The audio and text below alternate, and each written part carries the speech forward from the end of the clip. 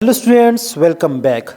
तो स्टूडेंट्स, आज हम डिस्कस करेंगे कैपिलरीज को। हमने ब्लड वेसल जो टॉपिक है वो स्टार्ट किया है।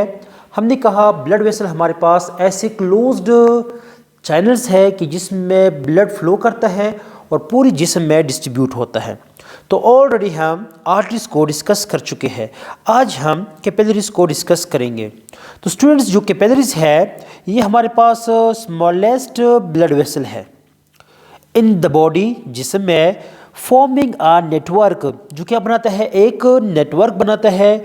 और ये network exchange of materials and gases में हेल्प करता है। That connects arteries to veins.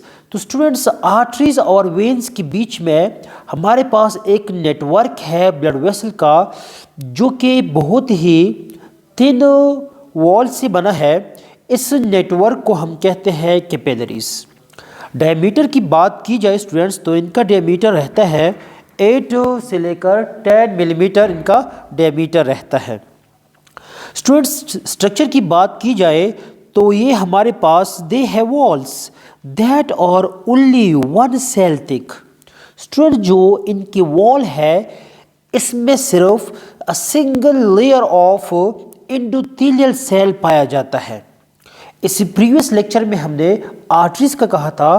तो स्टूडेंट्स, आर्टरीज में जो टुनिका एक्सटर्ना है, टुनिका मीडिया है और टुनिका इंटरना जो है, वो तीनों की तीनों लेयर पाए जाते थे। तो इसमें सिर्फ हमारे पास जो टुनिका इंटरना है वो सिर्फ पाया जाता है, जो कि एंडोथेलियल सेल का एक सिंगल लेयर है। ये देखिए स्टूडेंट्स, ये हमारे पास फॉर एग्जांपल एक कैपिलरी है। इसको अगर देखें स्टूडेंट्स, तो ये हमारे पास a single layer of endothelial cell इसमें होता है।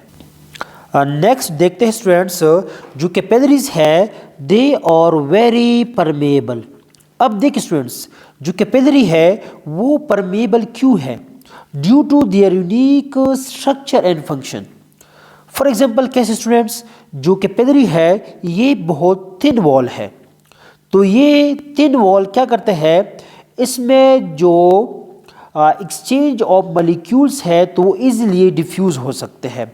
इसके अलावा स्टूडेंट, जो इसके अंदर होते हैं एंडोथेलियल सेल, उनके दरमियान में होते हैं गैप्स या पोर्स होते हैं। वो गैप्स और पोर जो है वो हेल्प करता है एक्सचेंज ऑफ मटेरियल को।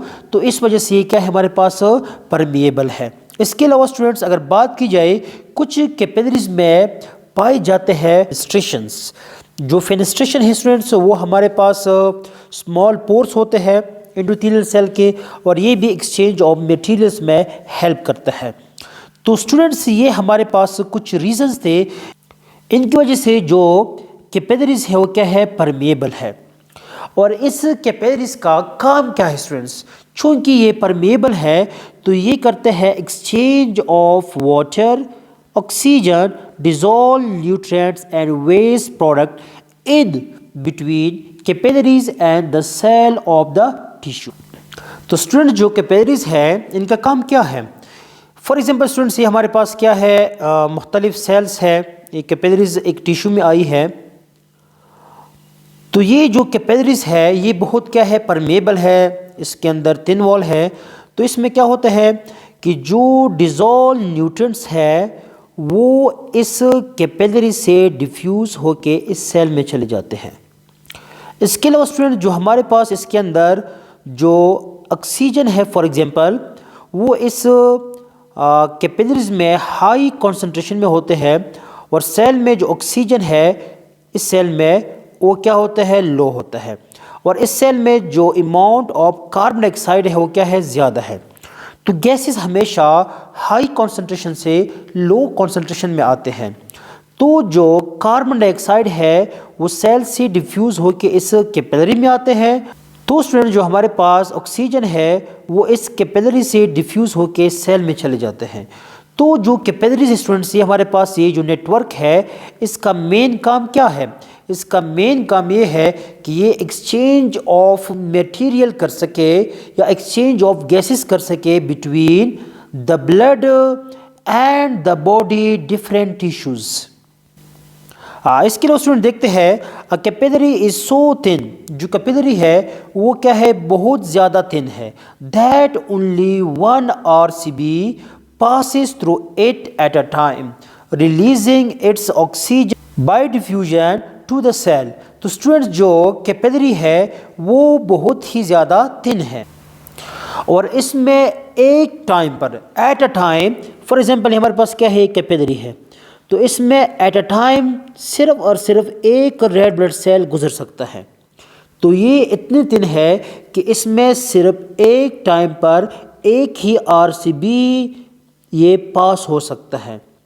तो जो इसके अंदर ब्लड होते हैं स्टूडेंट्स, उसमें जो हमारा ब्लड सेल है, आरबीसी है, वो सिर्फ एक होगा, बाकी इसके साथ जो हमारे डिज़ोल्व गैसेस है या जो डिज़ोल्व न्यूट्रिएंट्स है वो भी होंगे। लेकिन चूंकि जो हमारा आरबीसी है ये साइज़ में क्या होता है, लार्ज होता है, तो सिर्फ एक आरसीबी जो है वो इस कैपिलरी से पास होता है। इसके लिए स्टूडेंट जो कैपिलरी है हमारे पास क्या है, वेरी थिन या स्मॉल डायमीटर ऑफ कैपिलरीज। जो कैपिलरीज है इसका जो डायमीटर है वो बहुत स्मॉल रहता है।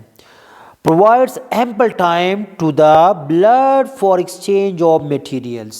स्टूडेंट्स जो कैपिलरीज है इनका जो स्मॉल डायमीटर है, ये स्मॉल डायमीटर इस कैपिलरी को एम्पल टाइम देता है। एम्पल टाइम का मतलब है बहुत ज़्यादा टाइम इस ब्लड को, ताकि वो मटेरियल्स एक्सचेंज कर सके between body tissue and blood.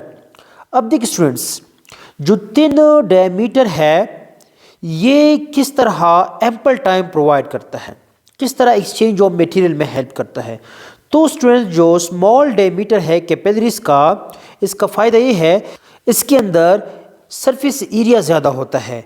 तो जितना कैपिलरीज स्मॉल डायमीटर का होगा उतना हमारे पास सरफेस एरिया क्या होगा, ज़्यादा होगा। इसके अलावा इसके अंदर हमारे पास होता है रिड्यूस ब्लड प्रेशर।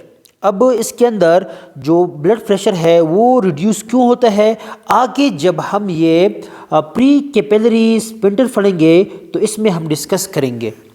स्टूडेंट्स चूँकि इसमें ब्लड प्रेशर जो है वो बहुत रिड्यूस होता है तो काफ़ी ज़्यादा टाइम मिलता है इस कैपिलरी को कि वो एक्सचेंज ऑफ मटेरियल कर सके। इसके अलावा स्टूडेंट्स जो स्मॉल डायमीटर है आल्सो हैव इम्प्रूव्ड डिफ्यूजन। जितना स्मॉल डायमीटर होगा उतना ज़्यादा या अच्छी मकदार से क्या होगा, डिफ्यूजन होगा। तो स्टूडेंट्स जो कैपिलरी है वो एम्पल टाइम जो है ब्लड को देता है ताकि मटेरियल जो है वो इजीली एक्सचेंज हो सके। After releasing nutrients to tissue, capillaries start joining to form venules. अब देखिए स्टूडेंट्स, जो कैपिलरीज है इनका काम था कि exchange of material, for example हमारे पास सेल है, इस सेल को मटेरियल जो है वो दे सके या जो सेल में वेस्ट है वो कैपिलरीज में आ सके। जब ये कैपिलरीज एक्सचेंज करे मटेरियल्स को तो ये आगे आते हुए किसको ज्वाइन करते हैं, वेन्यूल को ज्वाइन करता है। ये हमारे पास क्या है, वेन्यूल है। हाँ तो देखिए स्टूडेंट्स, ये हमारे पास क्या है, नेटवर्क ऑफ कैपिलरीज, इसे हम कहते हैं कैपिलरी बेड। नेक्स्ट टॉपिक हम इसको भी डिस्कस करेंगे। तो स्टूडेंट्स जब कैपिलरीज एक्सचेंज ऑफ मटेरियल करे तो ये जो कैपिलरीज है आगे, ये जो नेटवर्क है आगे मिलता है किसके साथ, इस वेन्यूल के साथ। और ये जो मुख्तलिफ वेन्यूल है आपस में मिल के किधर ड्रेन होते हैं, वेन में। और जिस्म के जितने भी वेन है वो मिलते हैं वेना केवा में, और वेना केवा जो है वो डीऑक्सीजनेटेड ब्लड ले जाता है हार्ट की तरफ। Flow of blood in capillaries is adjusted by the free capillary sphincter. अब देख स्टूडेंट्स, ये जो हमारे पास आर्ट्रियोल है, ये जो आर्ट्रियोल है ये इसमें जो ब्लड प्रेशर है वो क्या होता है, ज़्यादा होता है। चूँकि जो ये नेटवर्क है कैपिलरीज का, इसका जो वॉल है वो तो बहुत ज़्यादा थिन है, तो इसको ज़्यादा प्रेशर की ज़रूरत नहीं होती क्योंकि रप्चर भी हो सकते हैं और इसका काम है एक्सचेंज ऑफ मटेरियल। तो इसमें जो ब्लड प्रेशर है वो कम भी होना चाहिए। तो ये सारा काम कौन कंट्रोल करता है? तो स्टूडेंट्स, ये जो कैपिलरी है, कैपिलरी स्टार्ट होते ही इसके आगे हमारे पास एक स्मूथ मसल का बैंड होता है। ये जो बैंड है स्टूडेंट्स, इसे हम कहते हैं प्री कैपिलरी स्फिंक्टर। तो ये जो स्फिंक्टर है स्टूडेंट्स, ये क्या करते हैं, जो फ्लो ऑफ ब्लड है आगे कैपिलरी में, इसको क्या करता है, एडजस्ट करता है। Pre capillary sphincter is a band of smooth muscle located at the entrance of a capillary bed where it branches off from an arteriole। Students, जो प्री कैपिलरी स्फिंक्टर है ये हमारे पास क्या है, a band of smooth muscle. ये हमारे पास smooth muscle का एक बैंड है, एक स्फिंक्टर है। और इसकी लोकेशन क्या है, located at the entrance. Entrance कहते हैं ओपनिंग ऑफ कैपिलरी बेड। जो कैपिलरी बेड है इसके ओपनिंग पर ये पाया जाता है। Where it branches off from an arteriole. और ये जो स्फिंक्टर है स्टूडेंट्स, ये किसे ब्रांच ऑफ हुए है, आर्ट्रियोल से। Regulating blood flow into the capillaries based on the needs of surrounding tissue. Students, चूंकि जो ब्लड है मुख्तलिफ पार्ट्स में मुख्तलिफ एक्टिविटी होती है, तो ये जो स्फिंक्टर है ये क्या करता है, फ्लो ऑफ ब्लड को कंट्रोल करता है। अब किस टिश्यू को ज़्यादा ब्लड चाहिए होता है तो उधर ये ब्लड फ्लो को क्या करता है, इंक्रीज़ करता है। फॉर एग्जांपल, अगर हम रनिंग करते हैं, रनिंग के दौरान हमारे जो मसल है इनको ज़्यादा ब्लड की ज़रूरत होती है। तो ये जो बाकी जितने भी कैपिलरीज है मुख्तलिफ पार्ट्स में, वो ब्लड को रिड्यूस करते हैं ताकि ज़्यादा से ज़्यादा ब्लड मसल को जाए और ज़्यादा से ज़्यादा ऑक्सीजन जाए ताकि उधर सेलुलर रेस्पिरेशन हो और ज़्यादा से ज़्यादा एनर्जी मिल सके। तो स्टूडेंट्स, ये जो प्री कैपिलरी स्फिंक्टर है ये क्या करते हैं, रेगुलेट ब्लड फ्लो। इसके अलावा स्टूडेंट्स, अगर बात करें contraction of pre capillary sphincter can close of the branches stopping the blood flow.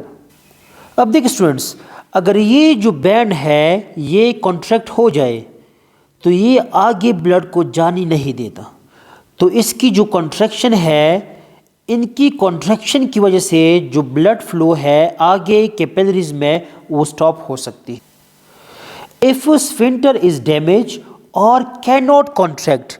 देख स्टूडेंट्स, अगर जो हमारा स्फिंक्टर है वो डैमेज हो जाए या अगर ये कॉन्ट्रैक्शन नहीं कर सकता हो, blood can flow into capillary bed at high pressure.